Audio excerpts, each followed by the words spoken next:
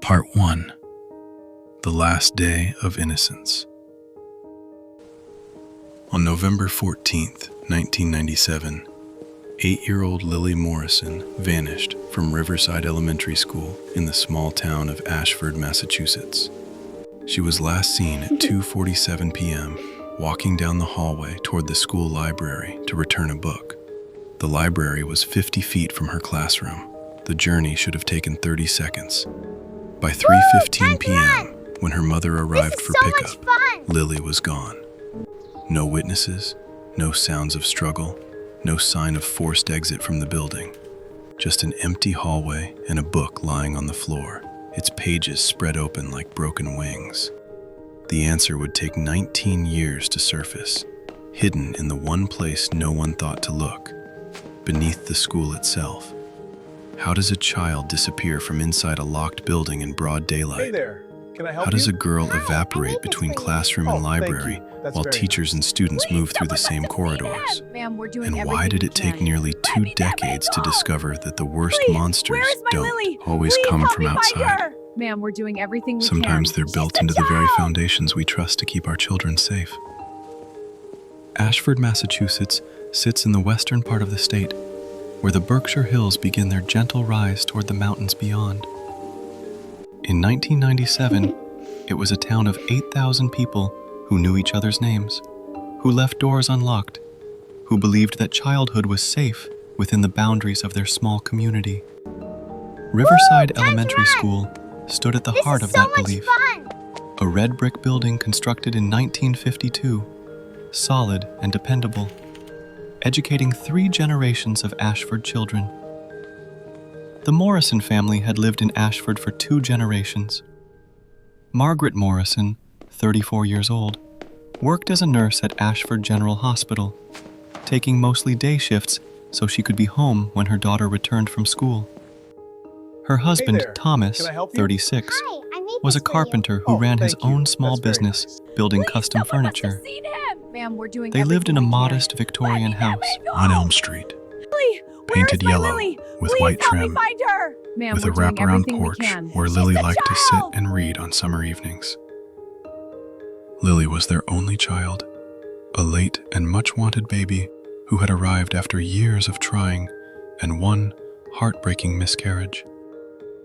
Margaret often said that Lily was their miracle, and they treated her as such, not spoiled but cherished, protected, loved with an intensity that sometimes frightened Margaret herself.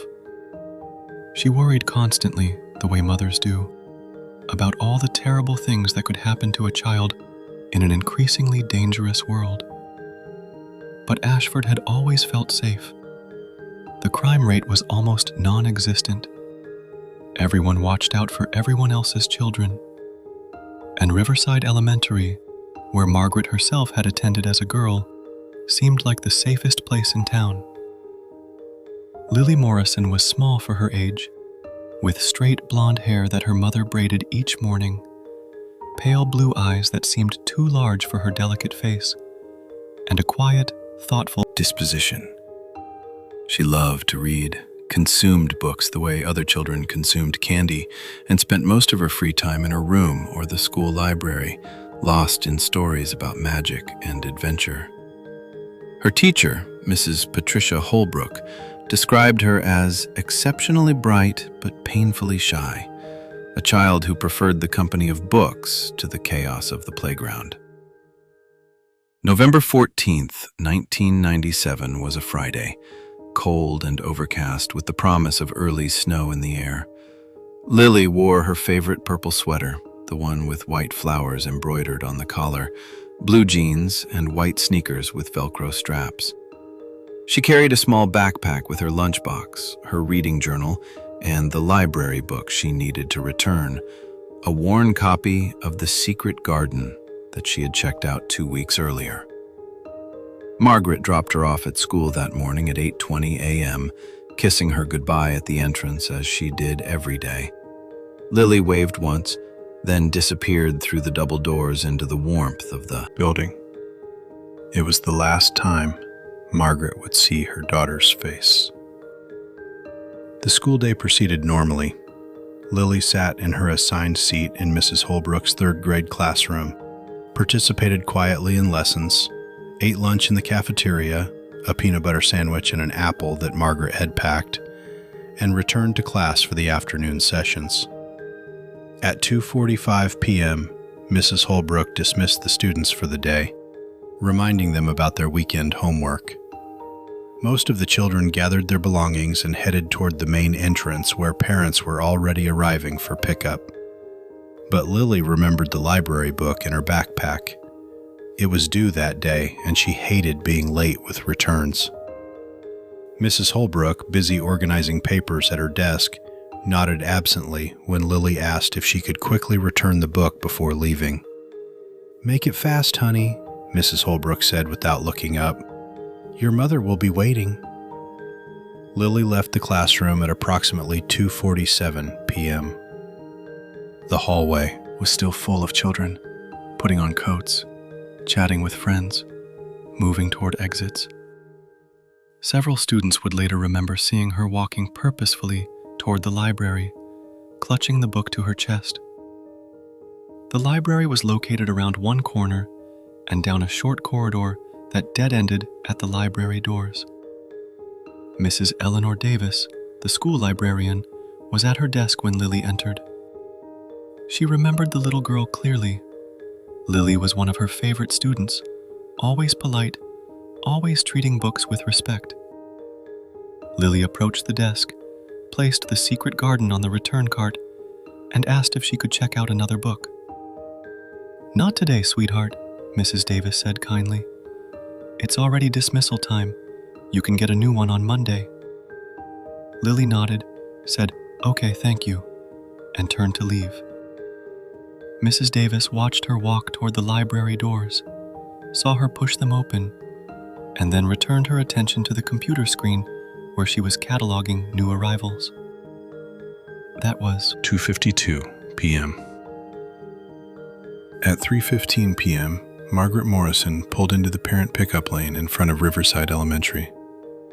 She waited, scanning the clusters of children emerging from the building, looking for purple sweater and blonde braids.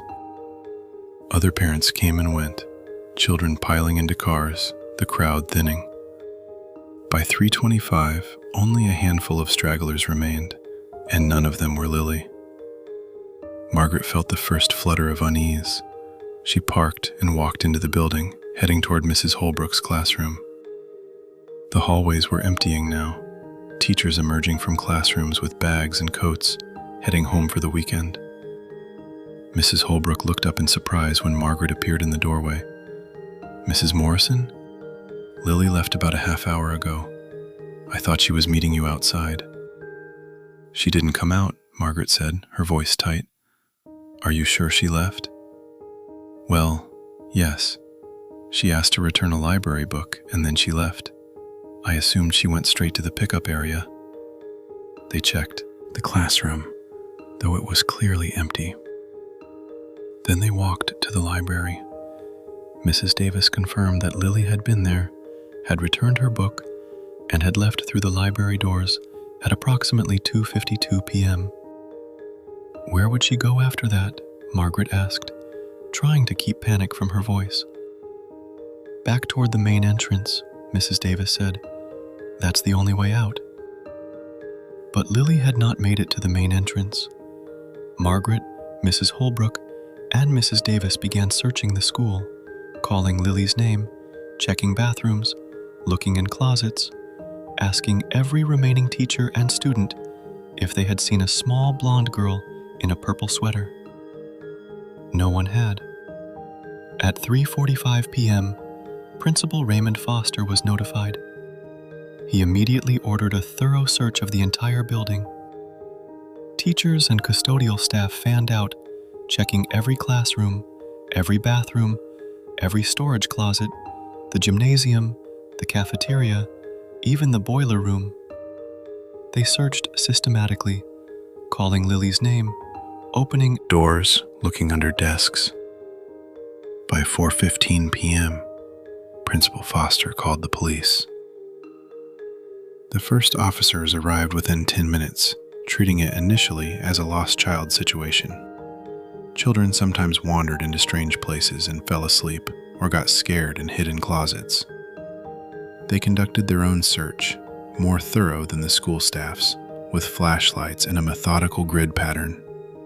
They found nothing. At 5 p.m., as darkness began to fall and the temperature dropped, the situation was upgraded to a missing child case.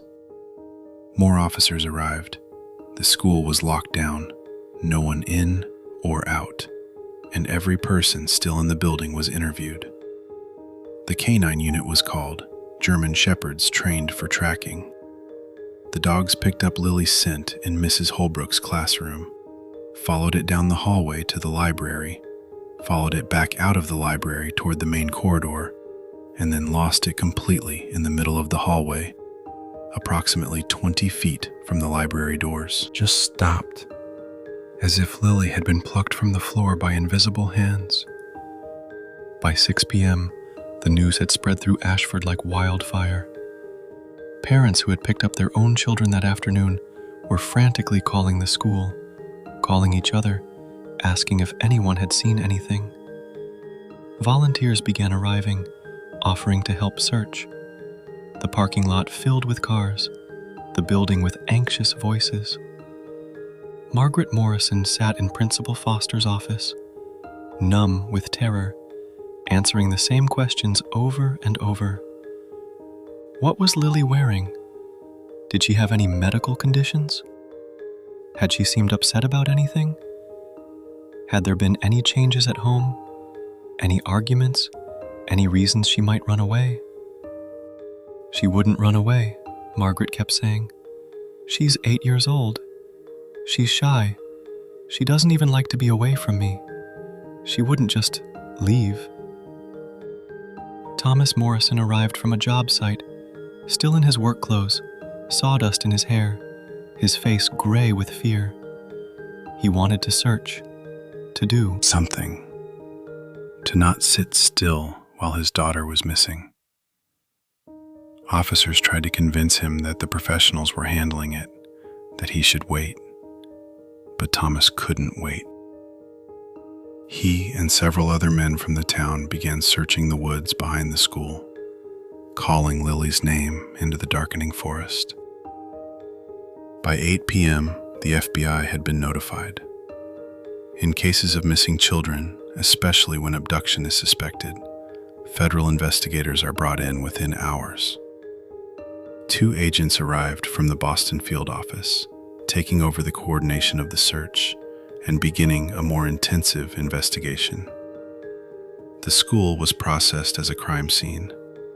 Every surface was dusted for fingerprints. Every exit was examined for signs of forced entry or unusual tampering. Every window was checked and rechecked. Security footage was reviewed, but Riverside Elementary, being a small-town school in 1997, had minimal cameras. One covered the main entrance, another the rear door near the gymnasium. Neither showed any sign of Lily leaving the building. It was impossible. And yet, it had happened. Throughout that long night, search teams combed through Ashford. Every house within a mile radius was checked. Every vehicle that had been near the school was tracked down and examined. Every registered sex offender within 50 miles was located and interviewed. Police knocked on doors, showed Lily's school photo, the one from September, where she smiled tentatively at the camera, her blonde braid falling over one shoulder, and asked if anyone had seen her. No one had. The woods behind the school were searched with dogs and flashlights, volunteers walking shoulder to shoulder through the cold darkness, calling her name until their voices went hoarse. The nearby river was dragged, though it was only 3 feet deep and slow-moving.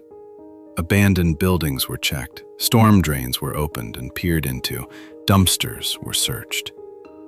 Nothing. By morning, Lily Morrison had been missing for 16 hours. Her face appeared on the local news, then the regional news, then national news. Amber Alert was still 2 years away from being implemented nationwide, but Massachusetts had an emergency notification system, and Lily's information was broadcast across every media outlet in New England. The phone lines at Ashford Police Department lit up with tips. Someone thought they saw a girl matching Lily's description at a rest stop on I-90. Someone else reported a suspicious van near the school the week before. A psychic called claiming to have visions of where Lily was hidden.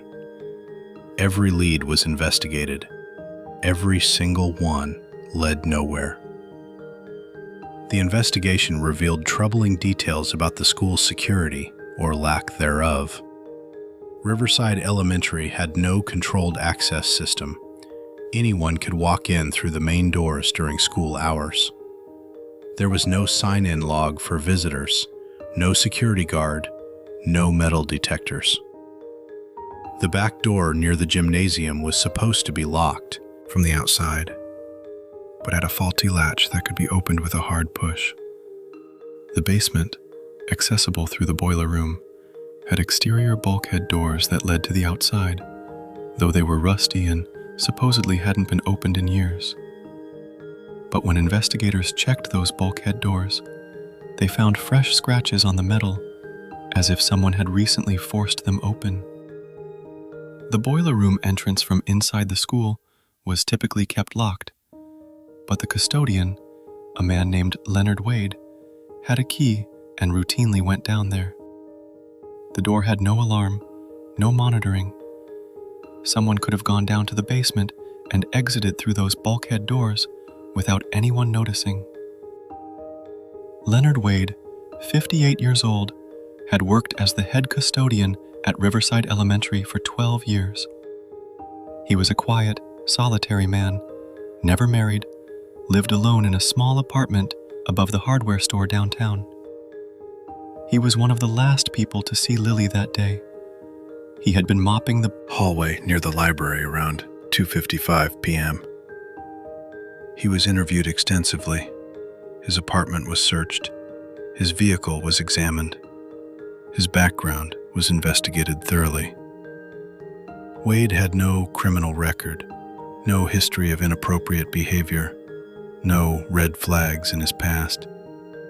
He cooperated fully, seemed genuinely distressed about Lily's disappearance, and had an alibi for the time period after she was last seen.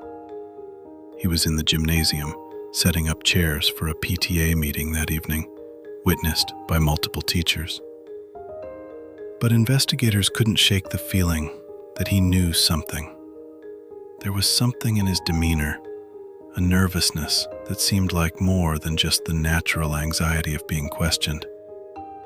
They brought him in for multiple interviews, pressed him, watched his body language, analyzed every word he said. Wade stuck to his story. He had seen the little blonde girl walk past him in the hallway heading toward the main corridor. He had continued mopping. He had not seen where she went after that. He had not been in the basement that day. He did not know how the bulkhead doors had been scratched. Maybe some kids had been playing around there after school sometime in the past week. Without evidence, they couldn't hold him. After 3 days of intensive questioning, Leonard Wade was released. He returned to work at the school, though parents immediately petitioned to have him fired. Principal Foster, caught between legal liability and community outrage, placed Wade on paid administrative leave pending the outcome of the investigation. Wade retreated to his apartment and stopped answering his door. Within 2 weeks, he had resigned from his position and left Ashford entirely. No one knew where he went. His departure was seen by many as an admission of guilt, though police had found no evidence connecting him to Lily's disappearance. The FBI maintained that Wade remained a person of interest, but was not officially a suspect.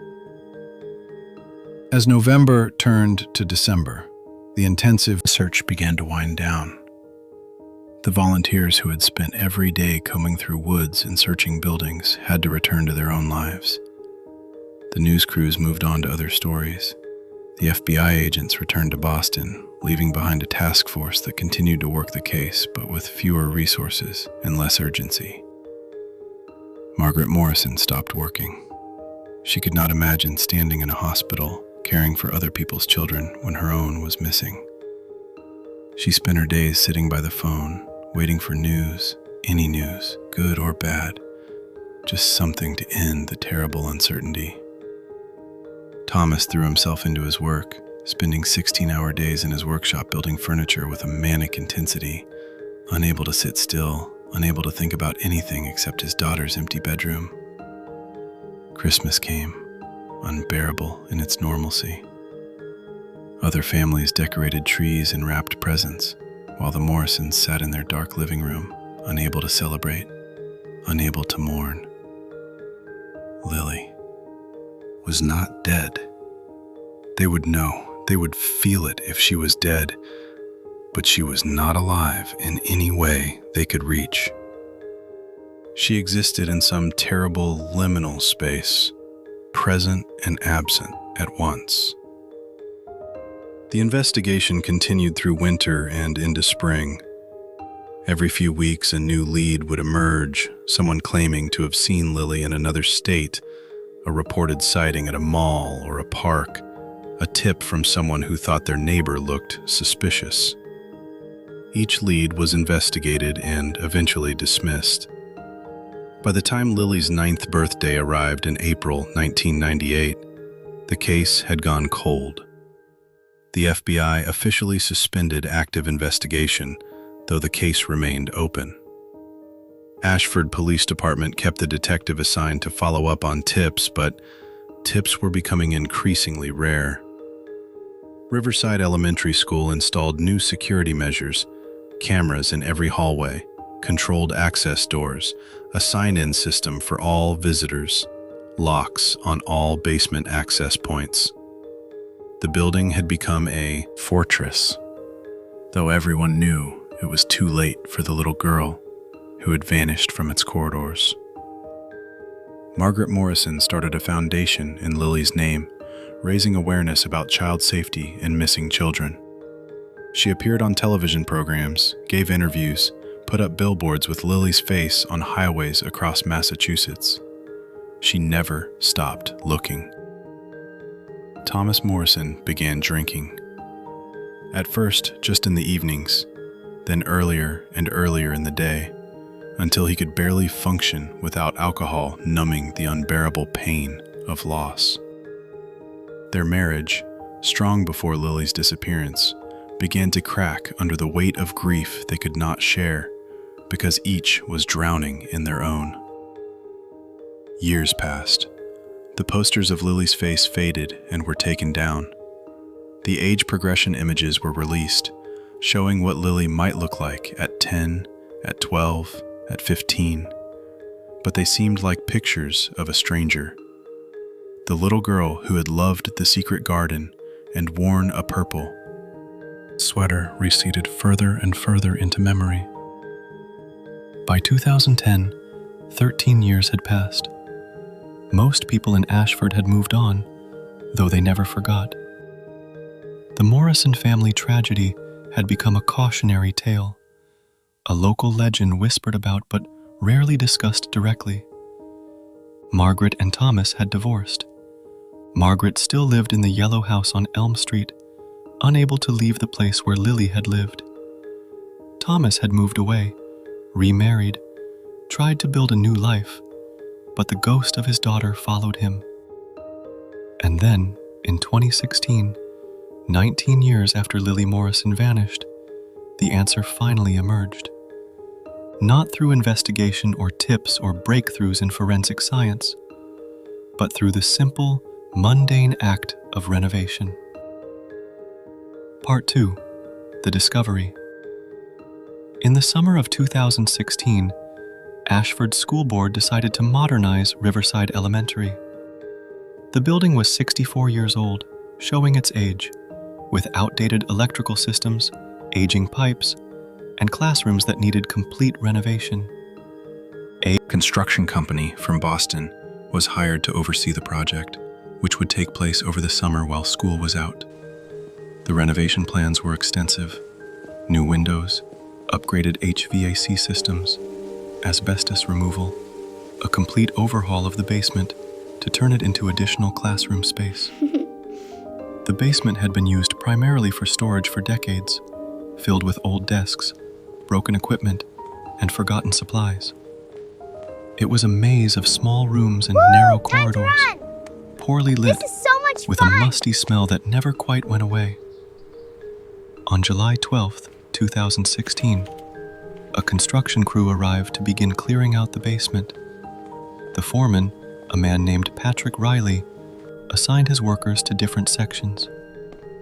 One section, in the far corner of the basement, beneath what used to be the library, had a particularly low ceiling and walls lined with old metal storage lockers that Can I help dated you? back to the Hi, I 1950s. made this for you. Oh, thank Two you. workers, That's very nice. both young men in their Someone must 20s, have seen were him. tasked Ma'am, with we're doing removing these everything we lockers can. and Let me hauling that man go! Them to a dumpster. Lee, where is my Lily? The lockers Please were help me heavy, find her. bolted Ma'am, to we're the doing floor everything and we wall, can. She's a rusted from child. decades of dampness. It took crowbars and significant effort to pry them loose. When they removed the fourth locker in the row, the one in the far corner, something behind it caught their attention. The wall where the locker had been attached looked different from the surrounding concrete. Newer, smoother, as if it had been patched at some point. One of the workers, curious, tapped on the wall with his hammer. This is so Instead much of the fun! solid thunk of concrete, he heard a hollow sound. There was a space behind this wall. He called over his coworker, and together they examined the wall more closely. The patch was roughly 4 feet square, the concrete slightly different in color from the surrounding wall. Someone had built something here, or covered something, and then tried to make it blend in.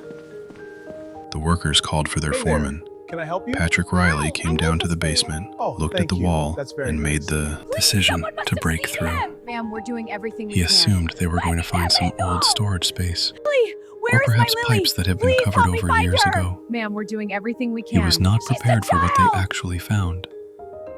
When the sledgehammer broke through the thin concrete patch, revealing darkness beyond, the smell hit them first.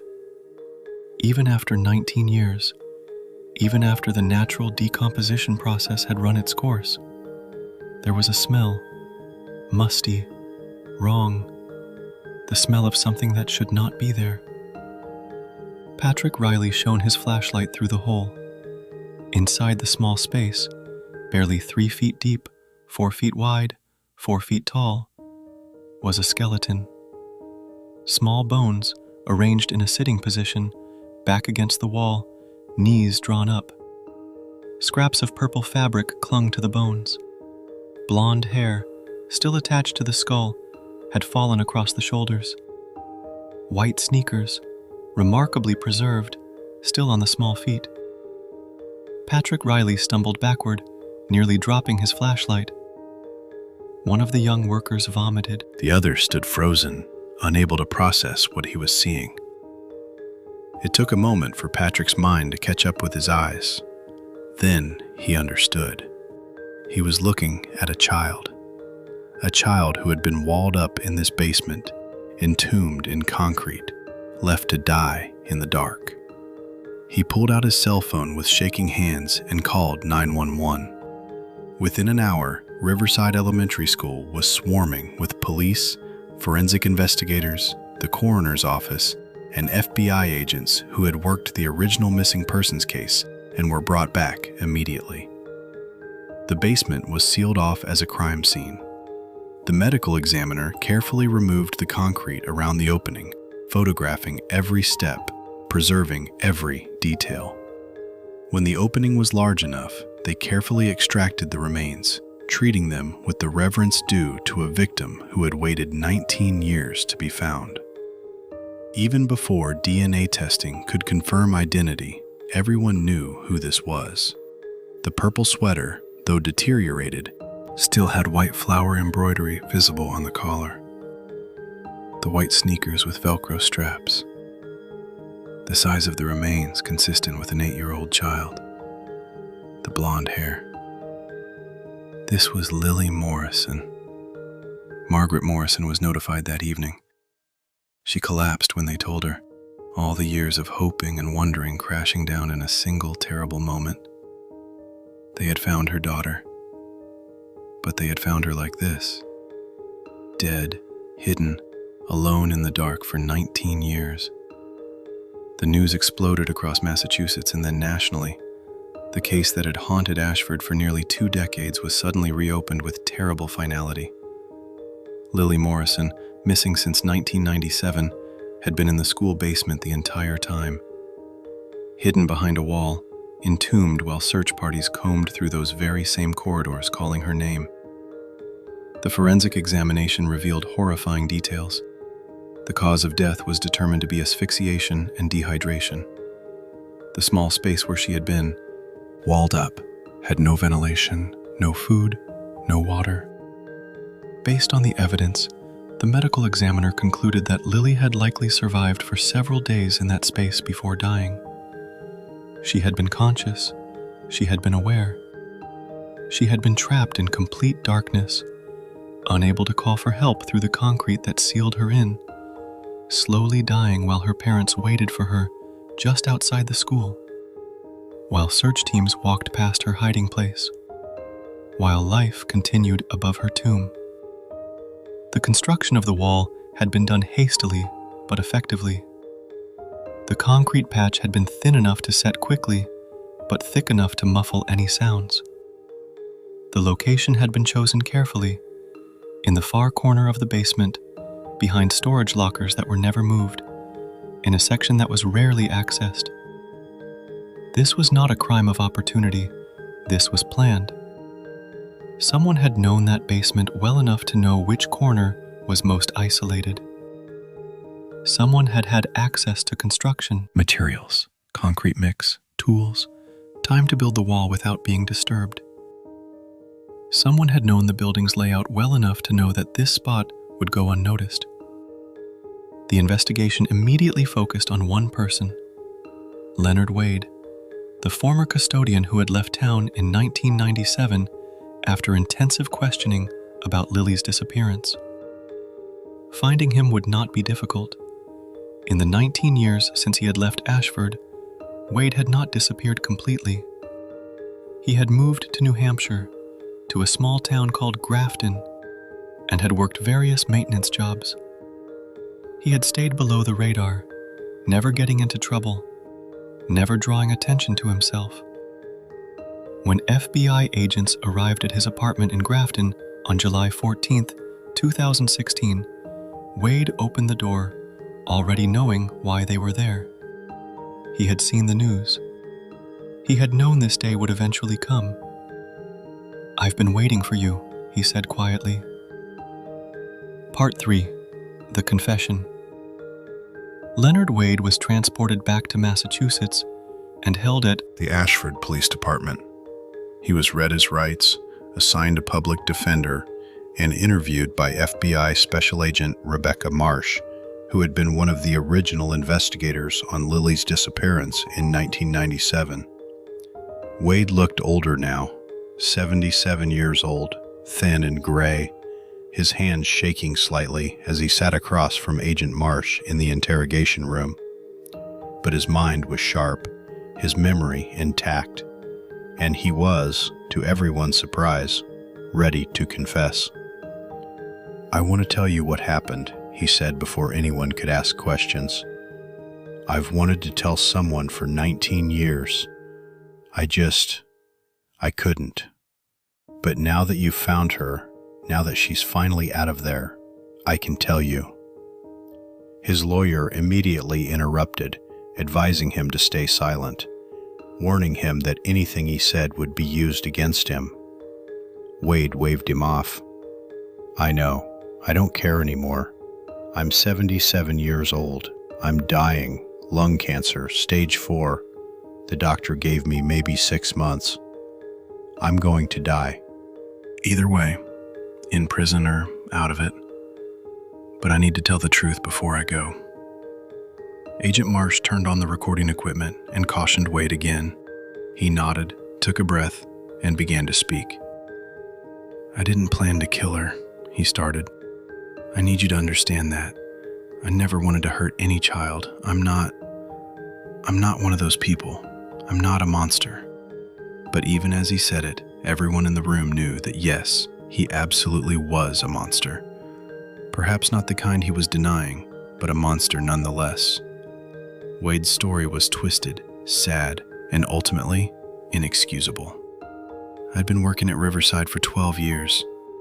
I knew that building better than anyone. Every corner, every closet, every pipe and wire. It was my building, in a way. I took care of it. I was proud of my work. Lily, I noticed her because she was always reading, always in the library, always with a book. Reminded me of my sister when she was young. My sister died when she was 9, hit by a car back in 1955. Lily looked like her. Same blonde hair, same shy way of moving through the world. I never touched her, never spoke to her beyond saying hello in the hallways. I wasn't one of those people who hurt children that way. But I watched her. I looked forward to seeing her. It made me feel less alone. That day, November 14th, I was mopping the hallway like I did every afternoon. I saw Lily leave the library, heading toward the main corridor, and then she stopped. She dropped her backpack, bent down to pick it up, and that's when I saw it. She had a small diary in her hand. It must have fallen out when she dropped her bag. She didn't notice. She picked up her backpack and kept walking, and the diary just lay there on the floor. I don't know why I picked it up. Maybe I was going to call after her, give it back.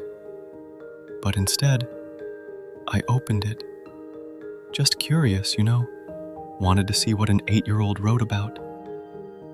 And on the first page, she had written something. It said, "I don't like the janitor. He looks at me funny. He scares me." When I read that, something in me just snapped. After all those years of taking care of that school, of being invisible, of being alone, and this little girl thought I was scary? Thought I was dangerous? I was furious. I felt betrayed, even though I knew that was crazy. She came back. Maybe she realized she'd dropped the diary. She came back down the hallway, and I was standing there, holding it. She saw me with it, and she looked scared. She asked for it back.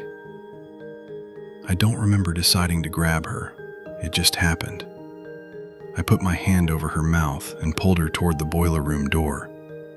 I had my keys. I unlocked it, pulled her inside, locked it behind us. She was trying to scream, but my hand was over her mouth. I carried her down the stairs to the basement. She was kicking, fighting, but she was so small. I didn't know what I was doing. I just knew I couldn't let her go. She would tell. She would say I'd grabbed her, and everyone would believe her, and my life would be over. There was this corner in the basement, behind all the old storage lockers. I had concrete mixed down there. I'd been planning to patch some cracks in the foundation. I put her in that corner. I told her I was sorry, that I didn't mean to scare her, that everything would be okay.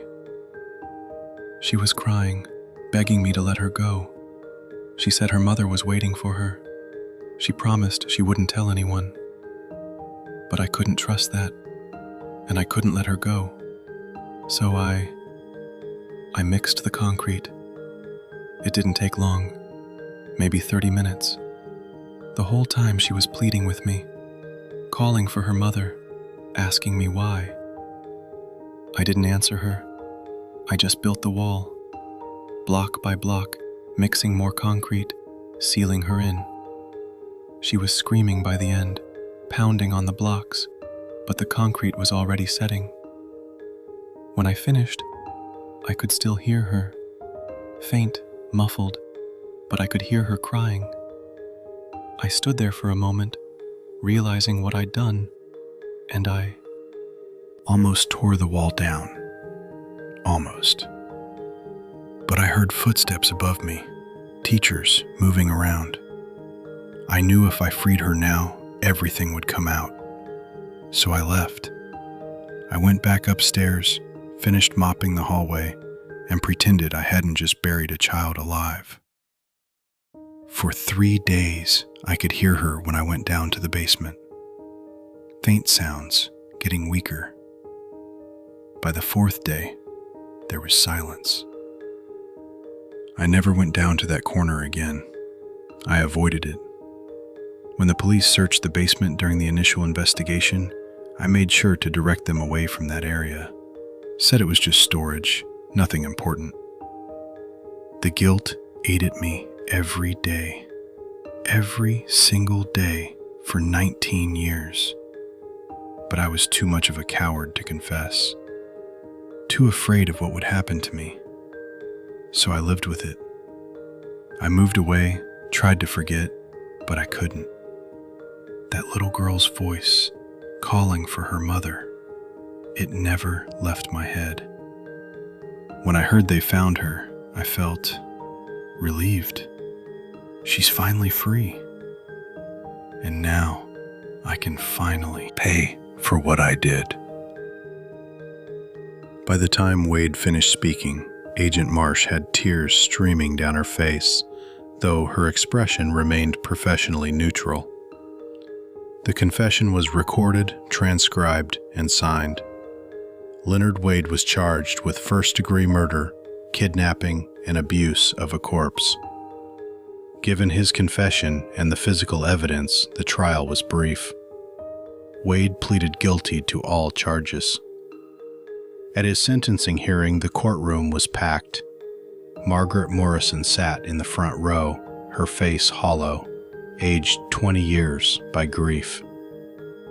Thomas Morrison sat several rows behind her. They could not sit together, could barely look at each other. Too much had broken between them. When the judge asked if Wade had anything to say before sentencing, he stood slowly, his body frail from the cancer eating through his lungs.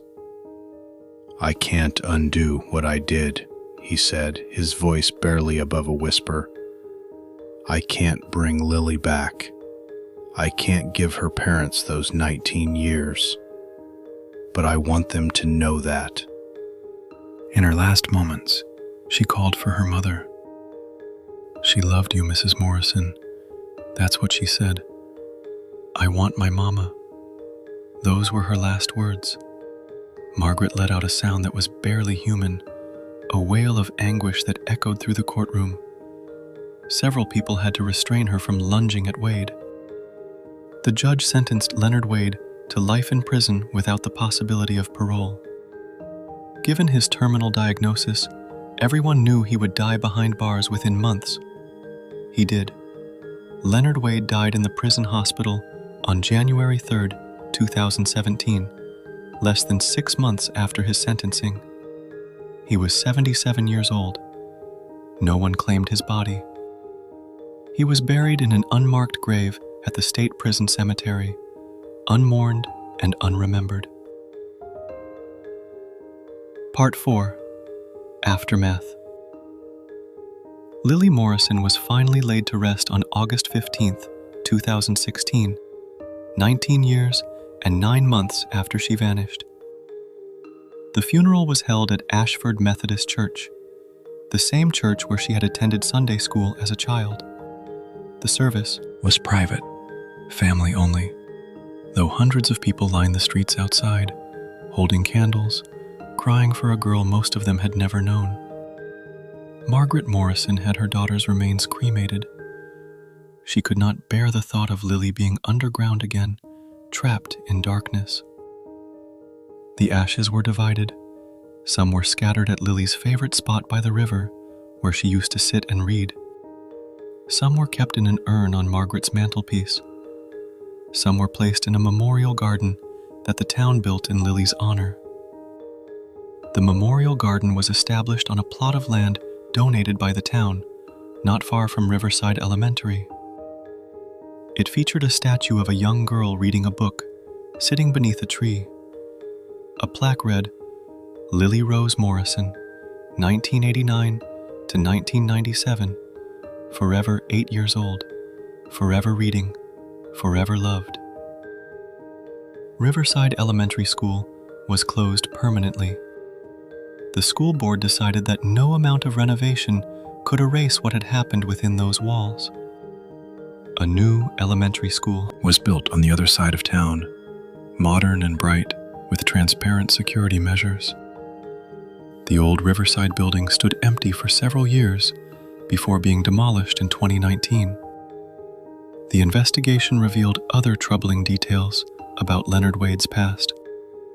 While he had no criminal record, a deep dive into his history uncovered that he had been fired from 2 previous jobs, one at a middle school in Connecticut, another at a YMCA in Rhode Island, for what was described in internal documents as inappropriate attention to children.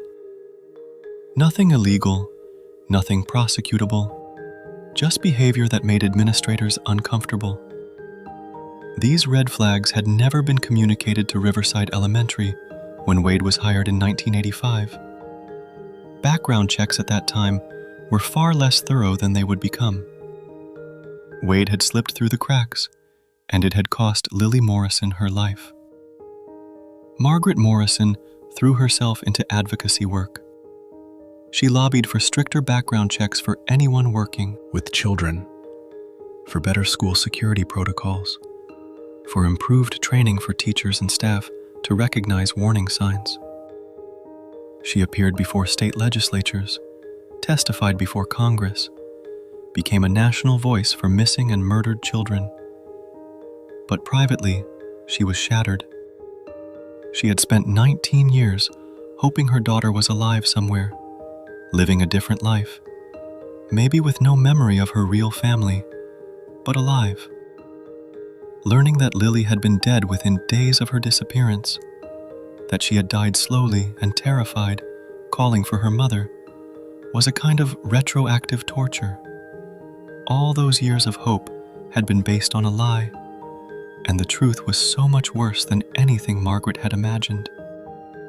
She never truly recovered. She died in 2022, at the age of 59, from a combination of health issues that her doctors privately attributed to decades of stress and grief. Some said she died of a broken heart, and they were not wrong. Thomas Morrison, who had remarried and started a new family, attended Margaret's funeral. he stood at the back of the church, crying quietly, mourning not just for his ex-wife, but for the family they had been, for the life they should have had, for the daughter they had lost twice, once to a monster and once to the truth. The case of Lily Morrison became a watershed moment in discussions about school safety and child protection.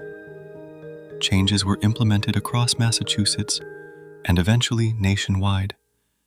Mandatory comprehensive background checks for all school employees, controlled access to school buildings, security cameras in all public areas, protocols for immediate lockdown and search in the event of a missing child. These changes came too late for Lily, but they may have saved other children. It was cold comfort, but it was something. Epilogue: The Empty Place. In 2023, a journalist working on a retrospective piece about the Lily Morrison case was granted access to the evidence stored in the Ashford Police Department. Among the items was Lily's small diary, the one Wade had found on the hallway floor that November day in 1997. The journalist read through it, looking for insights into Lily's state of mind, trying to understand the little girl who had been lost. Most of the entries were exactly what you would expect from an 8-year-old. Drawings of flowers and cats, descriptions of books she was reading, complaints about homework, excitement about an upcoming birthday party. But on the page, dated November 13th, 1997, the day before she vanished, Lily had written something that made the journalist stop and read it twice. "I had a bad dream last night. I dreamed I was in a dark place and couldn't get out. This is so much fun! I called for Mama, but she couldn't hear me. When I woke up, I was so happy it was just a dream. Sometimes dreams feel so real you think they're true, but they're not. Real life is where your mama can hear you and you're safe." The journalist included this entry in her article. When it was published, it went viral, Can I help you? shared Hi, across I'm social Lucas media Williams. by millions of Thank you. people That's very nice. who were struck by the terrible irony. Ma'am, we're doing everything Lily we had can. dreamed her own Let death the me night go. before it happened, Lily, and where had is woken my Lily? relieved that it was Please help only me a find dream. her. Ma'am, we're doing everything But we the can. next day, She's a child. the dream became real.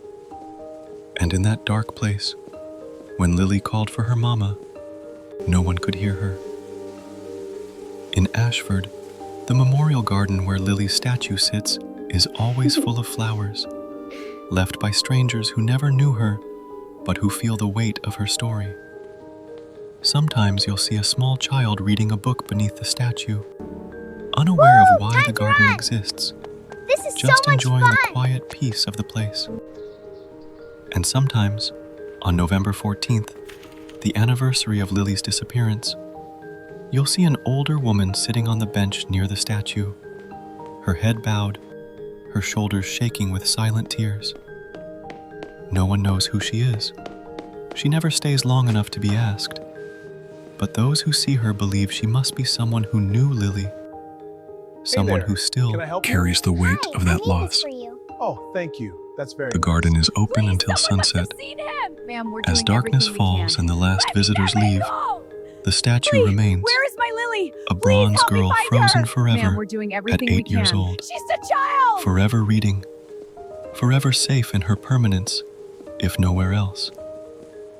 The real Lily Morrison, the girl who loved the secret garden and wore a purple sweater and dreamed of dark places, exists now only in memory, in photographs that show a shy smile and large eyes, in a diary full of childish hopes, Woo! Time to run! in a mother's heart that broke This is so much and never fun! healed. She deserved better. She deserved a lifetime.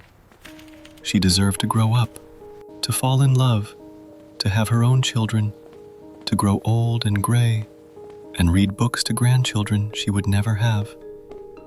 Instead, she got 3 days in the dark, slowly dying, calling for her mama. And that is the cruelest part of all. Hey there. Can I help you? The story Hi, of I made Lily this for you. Morrison Oh, thank reminds you. us that That's the very monsters nice. we fear Please, someone are must not have seen always him. strangers Ma'am, in we're doing vans. everything we can.